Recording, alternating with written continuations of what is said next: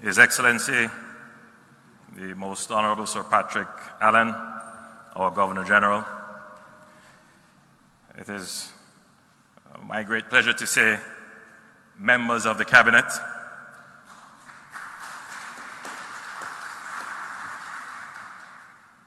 Honorable Attorney General, Ambassador, the Honorable Douglas Saunders, our Cabinet Secretary, Mrs. Audrey Sewell, Permanent Secretary in the Office of the Prime Minister, Bishop the Honorable Conrad Pitkin, Custos Rotulorum of St. James, other special guests, representatives of the media,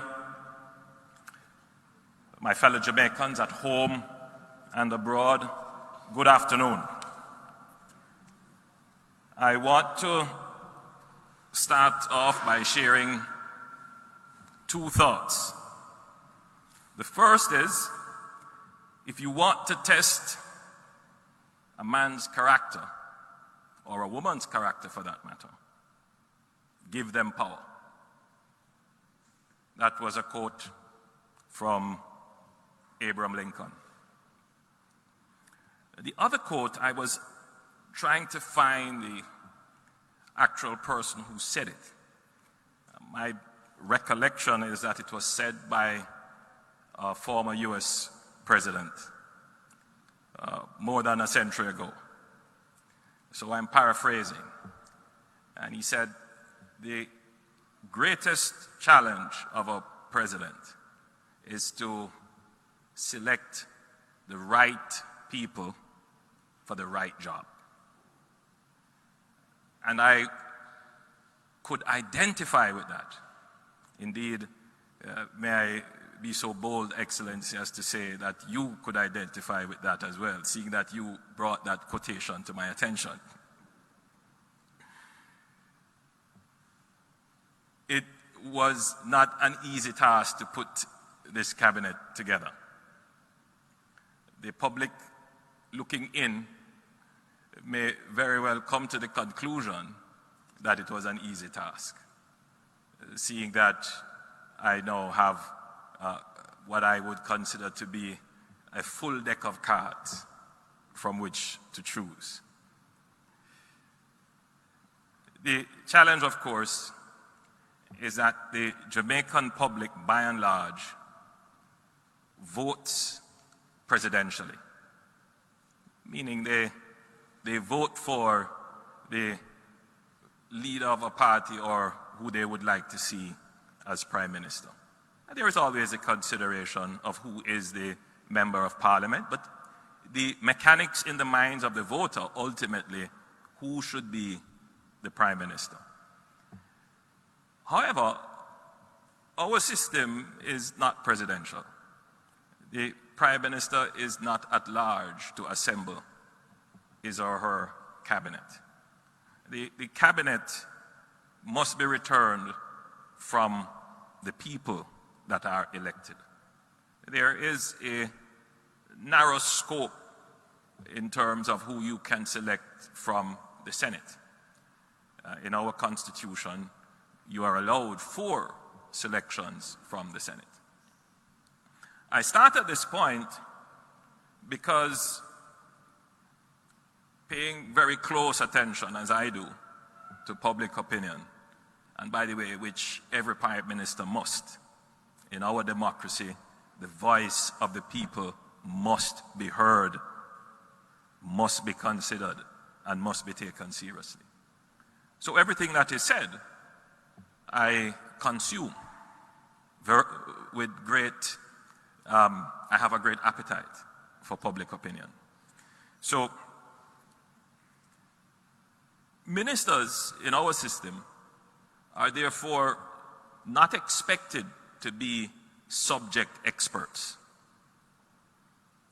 The public, however, does have a view that the Prime Minister should, as far as possible, select persons who display great competence in the subject area of their appointment. The challenge, of course, is that the people who are elected are not always subject experts. So what then is the essence of a minister? Is it competence in a subject area? Or is it good judgment to administer the affairs of the public, to be able to filter good advice from bad advice, to find the right people to be advisors? What then is the essence of the ministerial responsibility? Is it knowledge of the subject or integrity of the character of the person? That the discretion and power vested in the minister will always be used for the public's interest and not for personal interest. What then is the essence of ministerial service? Is it that they have deep knowledge, greater knowledge than everyone else in the subject area? Or is it that they will dedicate every fiber of their being, all the energy of their spirit, in serving the public without fail?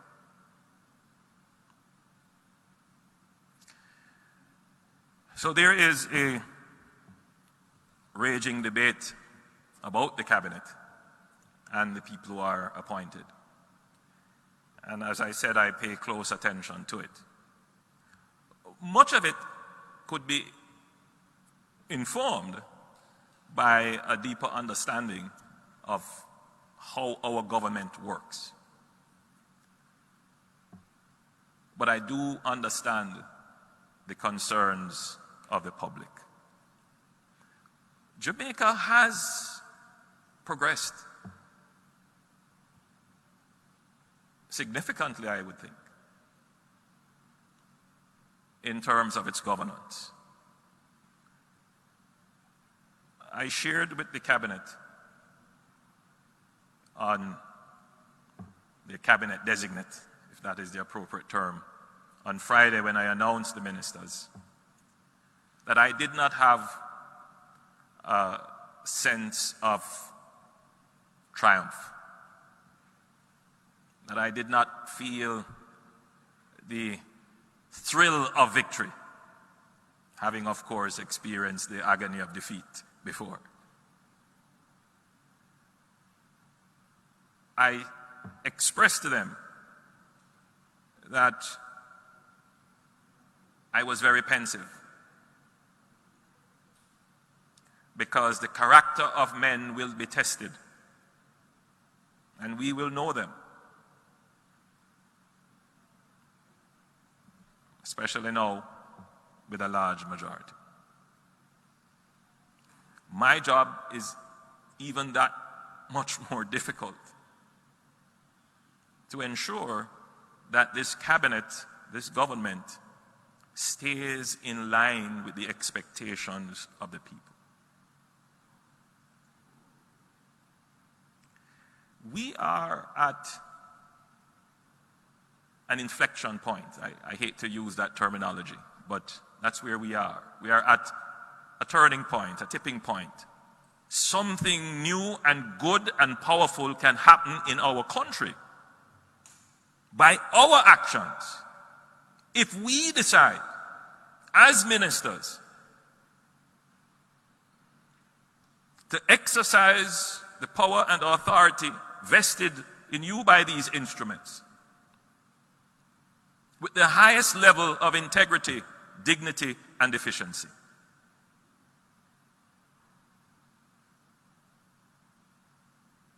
something good can happen in our nation.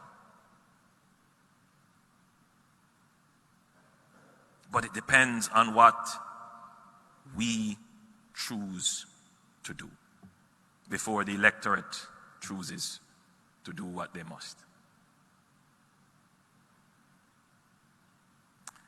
I think I've said enough.